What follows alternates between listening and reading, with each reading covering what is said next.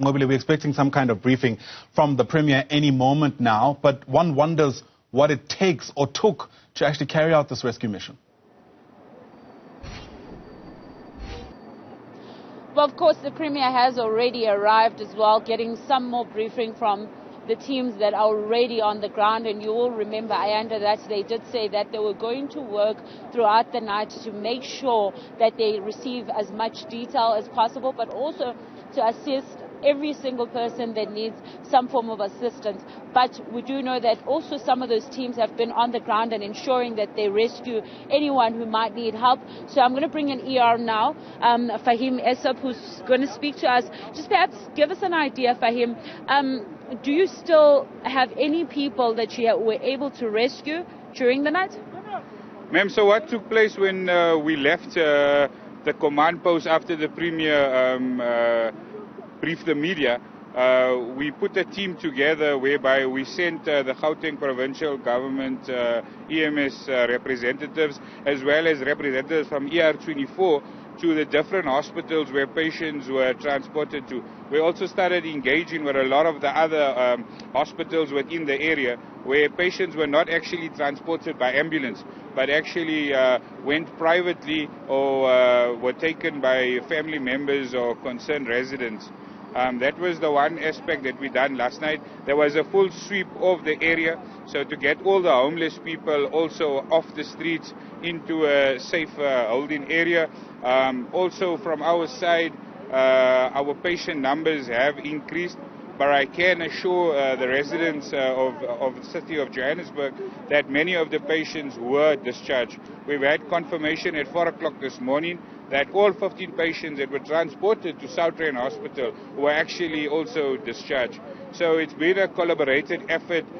It's been hard work the entire night. The teams have been working around the clock to try and make sure what's going on. Sadly, unfortunately, we had one fatality, which we recovered under a taxi. So I don't know if you can recall, there were those two taxis with one of those cars mangled together. Unfortunately, the victim was found under that. How many numbers are we looking at? You're saying that even though people have been discharged, but how many people have been affected? Ma'am, so at 6 o'clock this morning, I can confirm that we were sitting on 48 patients. We're trying to get another update from the hospitals so that we can then give an accurate amount. But for now, there isn't any serious injuries. Unfortunately, it's just the one fatality, and then the rest of the patients are moderate injuries and minor injuries. But the teams will continue working today. As soon as the members start arriving, we're going to be breaking down into teams. As I explained yesterday, we broke down the scene into 5 zones. So we'll break down medical teams, rescue personnel. We're going to be getting support from search and rescue, canine dog unit as well. So we're going to do a sweep when daylight allows, because obviously with the power being cut in that area as well, it was a bit difficult to sweep the area. Yeah, and whilst you're talking about the difficulties that you guys were facing on the ground, just a quick one perhaps, is it safe for you to be working in that area? We know that last night there was an issue with gas. Is it safe? Ma'am, so the medical teams and the rescue teams obviously are taking full safety firstly into place. So we basically are going into the area with full safety PPE, and then we do have our BAs with us as well, which is our breathing apparatus devices as well. But for now, the gas amounts are not as high, so they're not dangerous. It has been shut off where it did get confirmation, but the areas that we are working in, we're monitoring it very, very closely. Thank you, Fahim. That's Fahim Esop. That's, of course, from ER24. And I want to bring you in, MMC, because I'd imagine some of your teams have been on the ground to make sure that there is some form of safety, just like ER24 is explaining to us that they've been on the ground sweeping the area. Tell us a bit what you have heard so far, or the reports that has come to you. Yeah, the report that has come to us is that the City of Johannesburg Emergency Services they've discovered a body that was actually squashed by a taxi. We're doing the whole, the clean sweep around the area. And also we've interacted with the guys from the Egoli Gas. So they've actually shut down the gas as we speak. They're going to start with the excavations to check in terms of where is the leak and try to really do the whole sealing. And on our side, we've deployed 200 JMPDs, cops around the area to cordon it off. Remember, we've agreed with the Premier that we're not going to go into a 1 kilometer radius, but we're going to do a minimum, the cordoning off. So yes, the area is still not safe. People must not really come to the area, and we really discourage people from coming to the site. We're trying to avoid a situation that happened in Egoli, where people were very curious and come into the area. It's a gas, you can't see it. Any spark that can come through, then you can have another explosion. So yeah, so the situation that is still calm. So everyone is here on site. Yeah, we've closed down the area.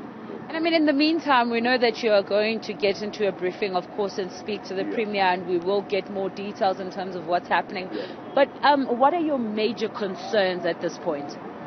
No, look, the major concern currently, and I mean with all of us, in terms of, we're still asking the question, what caused the explosion of yesterday? Because there are many schools of thought, and we don't want to speculate and all of that.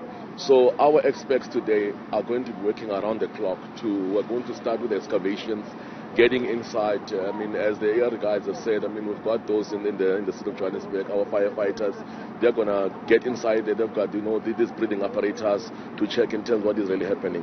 My concern is that if we really don't understand what caused this explosion, it's something that is of a concern. But some of the Egoli Gas guys, they say that this is not the first time that actually happened, this thing.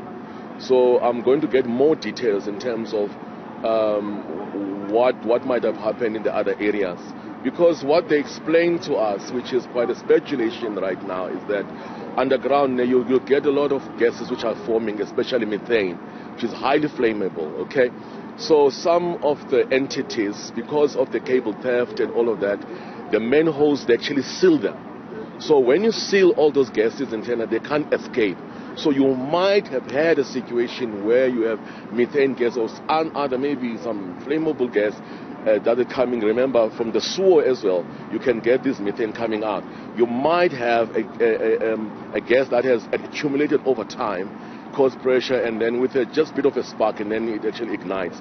They've seen some of those things actually happening, some of the guys from the Egoli Gas. But at this point in time, it's a speculation. We are going to do the investigation. There's a lot of guys that are coming in to check that out. Also, one of the concern is the structures of the buildings. Because of the share of the explosion, you might have a compromise on the building in integrity. That's why the city with the mayor and the CM, they are in the process of verification of the occupancy, how many people need to be allocated where, so that we are able to take those people out in the area where there's that explosion happened. Thank you very much for speaking to us. We will let you continue with that. Of course, the Premier has already arrived, and we know that the MMC is also going to brief the Premier on some of the details that have come to his desk. We've seen ER24 also leaving to ensure that they go into the city to still continue with that operation that's been taking place in the CBD. With you for a bit longer there, Nqobile, because you were there at the scene itself yesterday and then early this morning. I wonder if you can take us through just, what it's looking like early the morning after, in a context where we know that typically the city centre is characterized by very high levels of traffic, especially along that route. Well, we do know that the Bree area, especially that area specifically, is the area that is used quite a lot by people that are going to get taxis in the Bree rank. It's one of the biggest taxi areas. So there's a lot of movement in terms of people that are pedestrians that are also moving towards getting to work. However, you do realize that because of what has happened in the area, we've got a lot of police present to make sure that people do not walk onto these broken roads as well as these dangerous zones, which they are still investigating. what we saw is the interaction between the police and the people. There's a lot of people that are curious in terms of what is happening. So a lot of people still walking around, taking pictures. However, what we have also noted is that the amount of vehicles that have been on the road that we saw last night compared to what we see today, there's less. We do know that a lot of taxis as well have come in to take their vehicles. A lot of people have also gone in to check for their vehicles. So there's less vehicle damage, rather, or the vehicles that were on the road now. We do also have seen some of the people that are in the area. A lot of them had said last night that they were very scared, that they didn't want to sleep in those buildings. Like the MMC was saying, that they were worried about the integrity of the actual building. So a lot of those communities still just sort of wandering around trying to figure out what is happening. But we do know that the communication was a major issue last night. So a lot of them had complained about the fact that no one was speaking to them. So we are going to find out from the Premier if they did find a way to communicate to some of those residents. But there's still a lot of people that are still just moving around trying to figure out what is happening. Maybe just curiosity, looking at what is currently on the ground. We've seen SAPS on the ground. We've seen JMPD as well, ensuring that there's some safety that is taking place in that area. We saw some of the firefighters that were also on the ground. And we do know that there are some experts, from what the Premier had said, that are already on the ground that are looking into areas like gas, making sure that they're sweeping the ground. But very busy in those areas, even though they are cordoned off. Absolutely. All right. Certainly a fast-moving story, and we'll keep watching it as it continues to unfold. For now, Nqobile Madlala, thanks very much indeed. Live just there from the Joburg city centre.